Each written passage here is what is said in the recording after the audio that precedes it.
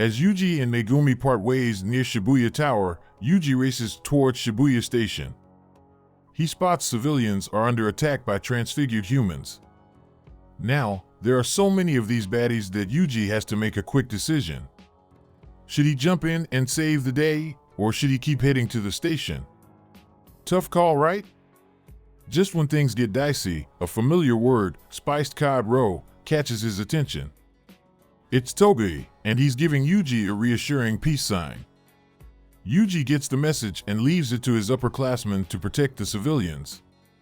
Togai, on the other hand, unveils a megaphone-looking thing and starts using his cursed speech on the transfigured humans.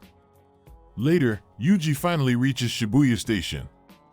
Little does he know, a showdown with Choso is lurking in the shadows. But suddenly, Choso steps out, and these two are locked onto each other. He launches his blood manipulation, and Yuji tries to defend but gets his left arm pierced. They exchange blows, and Choso is curious about his brother's final words. Yuji's got nothing but mentions they cried before they went. That sets Choso off, and he goes all out with his flowing red scale. The battle rages on, with both sides taking hits. Yuji's in a tight spot, but he's not giving up. Choso keeps coming at him with all sorts of blood-based attacks. Then, things get even crazier when Mekamaru's voice chimes in, offering some help. Turns out Choso is using the same curse technique as Noritoshi Kumo. The fight takes a turn when Yuji makes a run for the bathroom, and Choso gives chase. Mekamaru has some advice for Yuji, although it's a long shot. But it's better than facing Choso head-on. As Yuji makes his escape, Choso is cautious. He's no fool, and he knows Yuji's not either. But Mekamaru's voice taunts him, and he finds the puppet's remains. Yuji seizes the moment and goes on the attack. Choso tries to retaliate, but the water in the bathroom messes with his blood manipulation. Now, it's a close-quarters brawl, and things get even wilder. Yuji takes a nasty blow, but he won't back down. He digs deep and converts fear into cursed energy. He's got a mission, after all, and he's ready to give it his all. Choso, on the other hand, is reeling from the damage he's taken. He can't use the same trick twice, so he hardens his blood for some heavy punches. The two of them are locked in a fierce exchange, with Yuji landing some powerful kicks, but Choso's not one to back down. In a surprise twist, Yuji seems to have Choso cornered. But Choso has a trick up his sleeve. He unleashes a brutal attack on Yuji's shoulder, leaving him vulnerable. It seems like Choso's got this fight in the bag. But wait, there's a twist. Choso's headache makes him remember a picnic that never happened. He's eating with his brothers and Yuji, sharing a meal. It's bizarre, and it ends with Choso spitting up blood. Just when it looks like Yuji's done for, Choso makes a strange move. Instead of finishing Yuji off, he stumbles away, haunted by that phantom memory. And that's when two mysterious figures, Mimiko and Nanako, enter the scene. Inside the smallpox deity's domain expansion, things were getting intense. Yui watched in horror as Meimei found herself trapped underground, beneath one of those ominous disease-cursed gravestones. But Meimei, quick on her feet, broke out of the coffin just in time. She leaped toward her enemy, swinging her axe, but, once again, she got caught in the domain's automatic hit and found herself trapped inside a coffin. Meimei couldn't help but comment on how cramped the space was, slowly figuring out the process of this special grade technique. So, here's the deal. First, the poor target gets locked inside a coffin. Then, they're buried underground by a massive gravestone. Lastly, the curse starts a countdown from 3, and if the target can't break free in time, well, they're in for a nasty case of smallpox. Meimei managed to break free from the trap once more and grabbed Yui, hiding behind a nearby tombstone. As Meimei pondered, she started thinking that the curse might target the person with the most cursed energy in the domain automatically.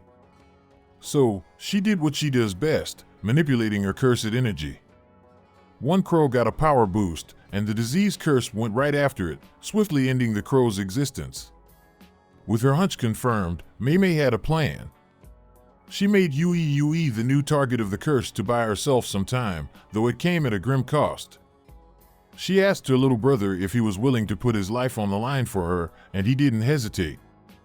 He was more than ready to do whatever it took. Yui emerged from behind the gravestone and unleashed his cursed energy, noticing that Mei had held back on her power. The disease curse locked onto Yui and trapped him inside a coffin. But just as it started its chant and hand signs, Mei sliced off the curse's hands with her axe, injuring it badly. As Mei searched for the special grade disease curse, it suddenly appeared behind her, hands healed, and ready to attack. But right when it was about to strike, a crow swooped in, piercing and exorcising the curse in one deadly blow. With the domain gone, Mei and Yui confronted Pseudo-Geto, who had summoned a dragon-like curse. Mei, never one to back down, is ready to give her all to the fight. Meanwhile, over at Shibuya Station, Kento Nanami, Noabito Zenin, and Maki Zenin headed to B5F, well aware of the dangers that lay ahead. As they descended into the lower floors of the station, they spotted a menacing curse named Dagon hiding behind a pillar.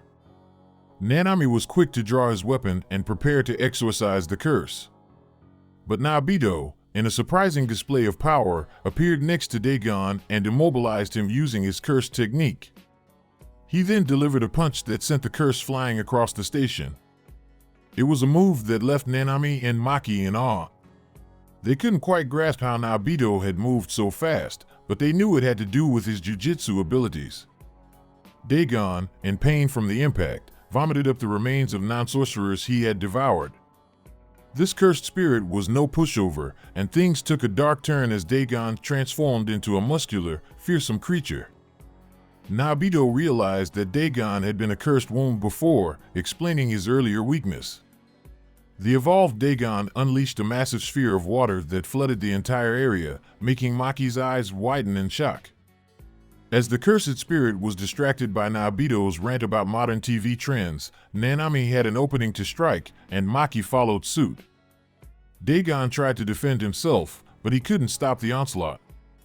Noabito knew they were making progress, but he also sensed that Dagon had seemingly boundless health. Maki, on the other hand, felt humiliated that Noabito had saved her earlier. Noabito acknowledged Dagon's ability to use multiple cursed techniques simultaneously, which indicated an abundance of cursed energy and more tricks up his sleeve. So, they decided to crush him with their speed before he could pull off any more moves. However, Dagon had a few surprises left. He caused a massive water explosion, and suddenly, the three sorcerers were trapped in his domain expansion, Horizon of the Captivating Skanda, an underwater world. Inside the domain, things went from bad to worse. Nanami and Maki were bitten by piranha shikigami, and Dagon's domain made these shikigami pop into existence just as they bit. Noabito, with his powerful jujitsu technique, managed to resist the assault.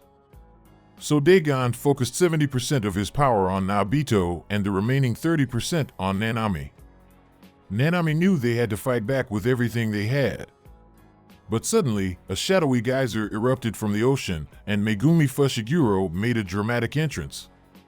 He reached out to Maki, allowing her to wield the special-grade cursed tool, Playful Cloud, which Maki was grateful for. Megumi figured out that Dagon was the master of the domain and confronted him, leading to an attack by Shikigami. However, Nanami swiftly joined the fray, using his unique jujitsu techniques. Dagon was taken aback by their resilience, but he had a trick up his sleeve, Death Swarm, an unrelenting stream of Shikigami. But Megumi had a plan to open a hole in the domain's barrier, believing that Dagon couldn't use domain expansion repeatedly. The Jujutsu sorcerers had a chance to escape and regroup.